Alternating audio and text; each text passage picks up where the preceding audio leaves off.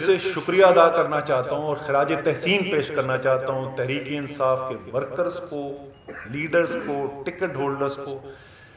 جس طریقے سے میں نے ان کو محنت کرتے دیکھا ہے، جس دلیری سے،